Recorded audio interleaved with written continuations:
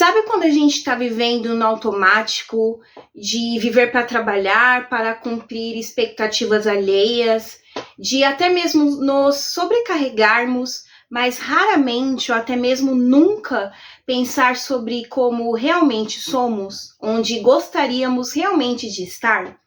Eu vivi muito isso antes do meu acidente em 2025. Eu conversei um pouco mais sobre isso em outro vídeo no canal. E aí, eu acabei lendo um livro que foi primordial para esse processo de compreensão. Mas antes de falar sobre ele, eu gostaria de me apresentar. Eu sou a Stephanie, você está no canal Mundos Impressos.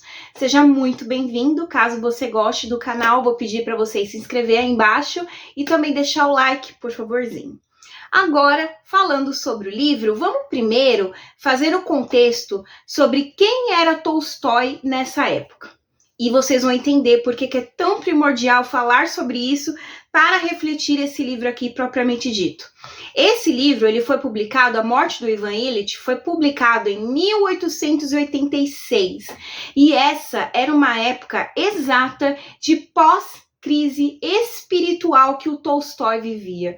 E o que seria essa crise espiritual? Foi um momento da vida dele, porque ele nunca foi muito ali de seguir grande massa, digamos assim. Só que quando ele teve essa crise espiritual, isso se acentuou ainda mais, porque foi um movimento que ele tomou de buscar observar a vida de um jeito mais existencialista, se afastando da carne, para fazer tudo com mais sentido, mais moralidade. Então, esse livro, ele acaba sendo um espelho exato do que o Tolstói vivia, porque ele justamente vai falar sobre como, digamos que, sobre a diferença entre você viver certo e você viver de verdade. E por que eu digo isso? A gente vai acompanhar esse personagem, Ivan Ilitch, e ele vai ser o grande protagonista, que ele vai contar para ele sobre como foi a sua vida tentando viver nos moldes sociais.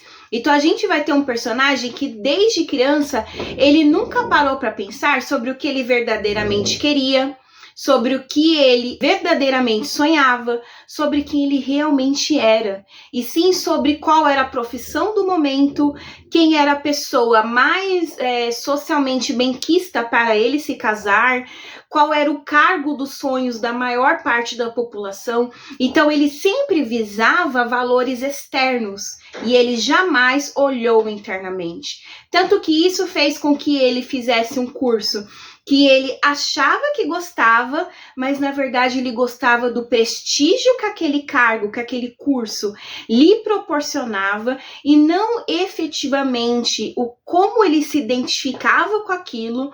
Ele também acabou se casando com uma mulher que ele não gostava, que ele não amava, que ele nunca conseguiu ter um matrimônio adequado, minimamente satisfatório, digamos assim, feliz, mas ele era um casamento bem quisto pela sociedade, ele era bem visto, né, socialmente, economicamente. E aí a gente se depara com esse personagem que ele vai adoecendo no decorrer de suas conquistas sociais e econômicas, quase que numa gangorra.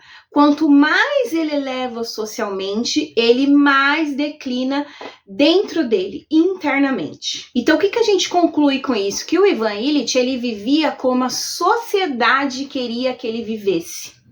E isso a gente caracteriza como uma farsa social, quando a pessoa ela deixa de se enxergar como uma pessoa e sim como uma ferramenta social. Eu preciso ter tal emprego porque ele me paga bem.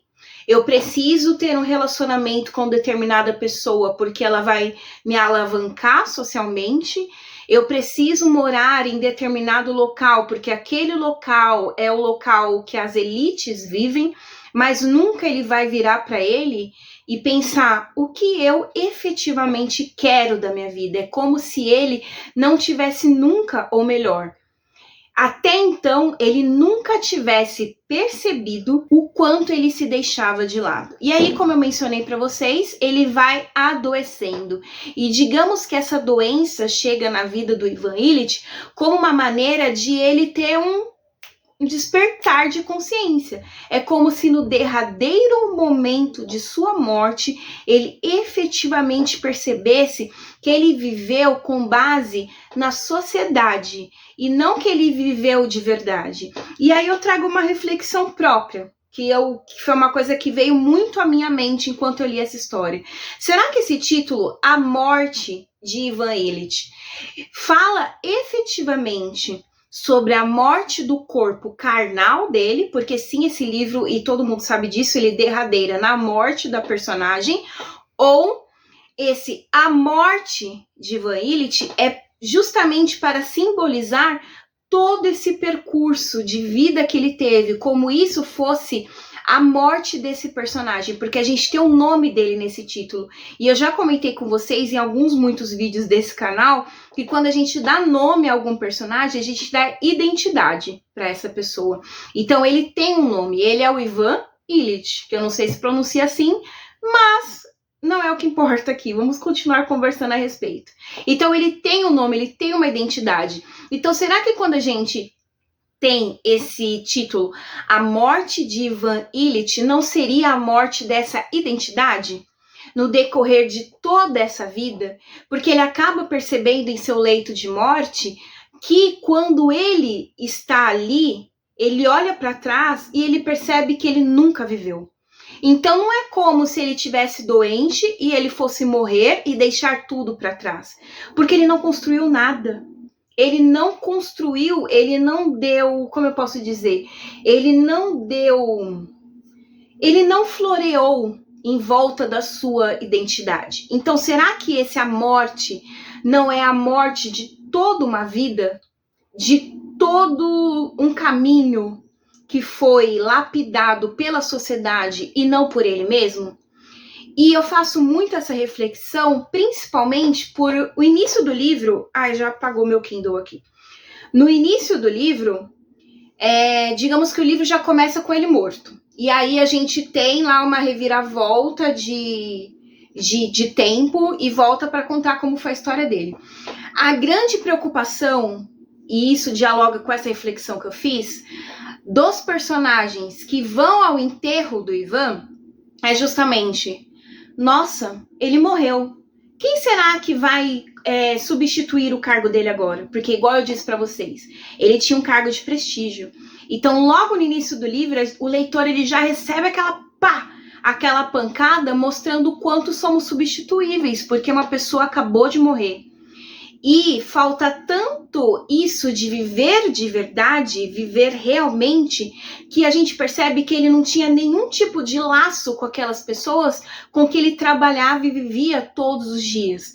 Tanto que o lamento dessas pessoas é inexistente. A presença delas nesse funeral, ela é nutrida por uma curiosidade e até mesmo uma vaidade em saber: será que eu sou digno de substituí-lo neste cargo? Ou será que vai para ciclano que fez tal coisa? Então a gente se depara com essa crítica social que dialoga totalmente, por isso que foi importante contextualizar a vida do Tolstói nessa época para vocês, de uma sociedade que ela vivia numa farsa social. Uma sociedade que não vivia de verdade, e sim que ela vivia com base em status, sabe? No que eles poderiam produzir, no quanto eles podiam quantificar. E eu acho isso genial, ainda que seja uma pancadona. Eu não acho que é um livro muito assim... Pelo menos na época que eu li esse livro, ele não me deixou cabisbaixa, ele me deixou muito reflexiva. Algumas pessoas falam que é um livro que deixa a pessoa cabisbaixa, mas eu senti um movimento contrário, principalmente por conta dessas patadas na cara que faz a gente pensar: será que eu efetivamente estou vivendo de verdade? Será que eu realmente sei quem eu sou? Ou se eu só tô seguindo o fluxo? Sabe quando fala assim, a gente tá perdido em algum lugar e as pessoas falam: segue o fluxo, só vai aonde tá todo mundo indo? Até que ponto a gente deve fazer isso?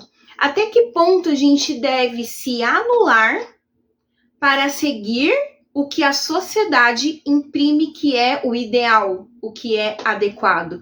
Eu acho que o Tolstói ele fez um trabalho assim muito personificado mesmo do que ele vivia, como se ele tivesse conseguido personificar toda essa modificação espiritual que ele viveu dentro dele e conseguisse colocar plenamente as principais reflexões dele nessa obra, que gente, é quase um ensaio isso aqui, de tão curtinho. É bem curtinho, bem rápido de ler, acho que tem, sei lá, 90 páginas.